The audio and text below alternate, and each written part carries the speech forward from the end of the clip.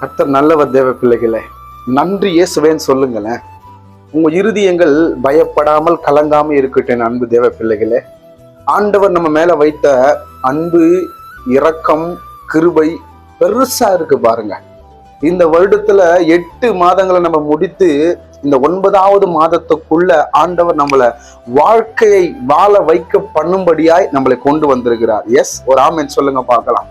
உங்க இருதயங்கள் பயப்படாமல் கலங்காம இருக்கட்டும். தேவ பிள்ளைகளே, இந்த 9வது மாதத்திலையும் ஆண்டவர் நமக்கு மேலான காரியங்களை நமக்கு செய்ய போகிறார். மேலான நன்மைகளை நாம் பெற்றுக்கொள்ளக்கூடிய விதத்தை கர்த்தர் உண்டு பண்ண போகிறார். நம்முடைய வாழ்க்கைய வாழ்ந்த எல்லா நாட்களை விட வருகிற நாட்களை கர்த்தர் நமக்கு பெரிதாய் ஆசீர்வதிப்பார் என்கிற எதிர்பார்ப்பும் விசுவாசமும் உங்க எல்லைகளுக்குள்ள செயல்படட்டும். நன்றி இயேசுவேன்னு சொல்லுங்களேன். உங்க இருதயங்கள் கலங்காம இருக்கட்டும். அன்பு தேவ பிள்ளைகளே, பாருங்க, ஆண்டவருடைய பரிசுத்தமான வேத வசனத்தை நான் காண்பிக்க நான் ஆசைப்படுகிறேன்.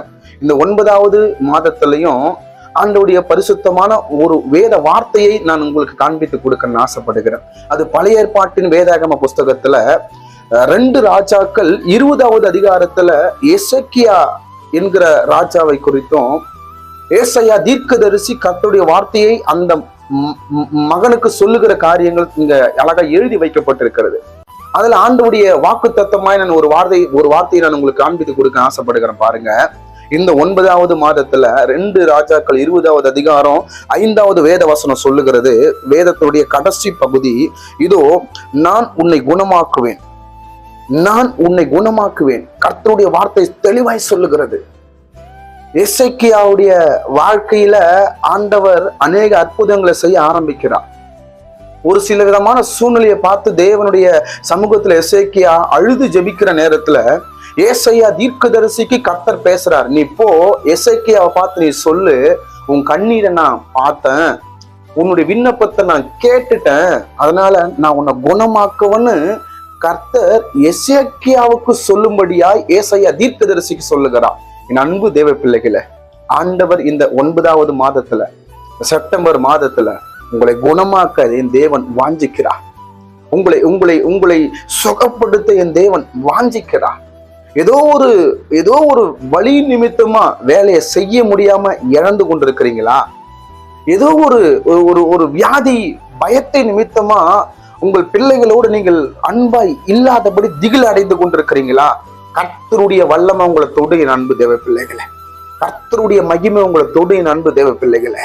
நன்றி இயேசுவேன்னு சொல்லுங்க பார்க்கலாம். எசேக்கியாவுடைய கண்ணீரை கர்த்தர் கண்டார். எசேக்கியாவுடைய விண்ணப்பத்தை கர்த்தர் கேட்டார். உங்கள் வாழ்க்கையில நீங்கள் குணமாகும்படியாய் ஆண்டவர் சமூகத்தை நீங்க தேடணும்னு கர்த்தர் எதிர்பார்க்கிறார். இந்த 9வது மாதத்துல கர்த்தருடைய சமூகத்தை நீங்க தேடுங்க. கர்த்தர் சமூகத்துல உங்களுடைய எல்லா காரியத்தை கண்ணீரோடு நீங்க ஜெபிங்கல, உங்களை கர்த்தர் குணப்படுத்தவும் சொல்லுகிறார். நீங்க அநேக முறை யோசிச்சிருக்கலாம், அநேக முறை நீங்க தனிமையில அழுது இருக்கலாம். ஐயோ, இந்த வியாதி வந்ததுனாலதான் என் நன்மையை நான் இழந்துட்டேன். ஐயோ, எனக்கு இந்த வலி வந்ததுனாலதான் என்னுடைய வேலையை நான் இழந்து போயிட்டேன்.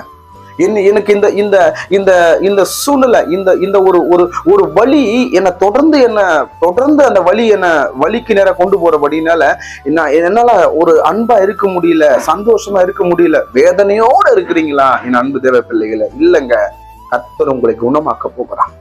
இந்த 9வது மாதம் இயேசு கிறிஸ்துவோடைய மகிமை உங்களை குணப்படுத்தும். வேலையில உயர்ந்த இடத்துக்கு போகாதபடி இருக்கிற பொல்லாத வியாதிகளை கர்த்தர் துரத்துவார். குடும்ப ஜெபம் செய்ய முடியாதபடி இருக்கிற பொல்லாத வியாதிகளை இயேசு கிறிஸ்து அழித்து போடுவார். ஏன் தெரியுமா? என் தேவன் உன்னை குணமாக்க போகிறார்.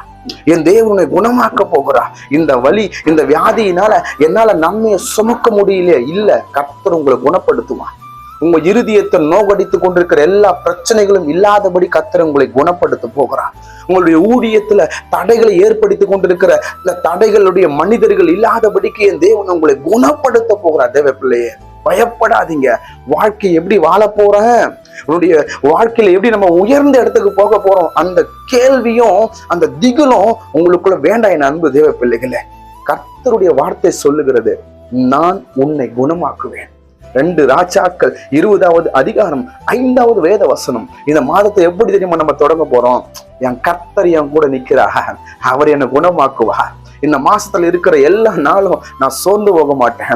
வியாதிக்கு நான் அனுமதி கொடுக்க மாட்டேன். நெருக்கடிக்கு நான் அவமானத்துக்கு நான் அனுமதி கொடுக்க மாட்டேன். ஏன் தெரியுமா? என் கர்த்தர் என்னை குணமாக்க போகிறார். கண்களை மூடி நம்ம ஜெபிக்கலாமா? அப்படியே உங்க இருதயத்தின் மேல வலது கையை வைத்து நம்ம ஜெபிக்கலாமா? எஸ், இயேசுவின் நாமத்துல ஜெபிக்கிறோமாப்பா. இந்த 9வது மாதத்திலையும் ஆண்டவரே ஒரு மக்கள் மேல உங்க ஆசீர்வாதம் வெளிப்படட்டும். ஆண்டவரே, நீங்க எங்களுக்கு வார்த்தையா கொடுத்த வார்த்தையை விசுவாசிக்கிறோம். 2 ராஜாக்கள் 20:5 நான் உன்னை குணமாக்குவேன் என்கிற வார்த்தை ஒரு பிள்ளைங்க மேல வெளிப்படட்டும். ரைக்காலா மாலா. பயங்கள் விலகுவதற்காக நன்றி. ஒரு புதிய நம்பிக்கை இறங்கி வருவதற்காக நன்றி. ஒரு புதிய வல்லமை இறங்கி வருவதற்கு நன்றி சாமி. கர்த்தர் ஆசீர்வதிங்க, பெரிய காரியத்தை செய்யுங்க. இயேசுவின் நாமத்தில் நல்ல பிதாவே, ஆமென். கர்த்தர் உங்களை ஆசீர்வதிப்பாராக. ஆமென்.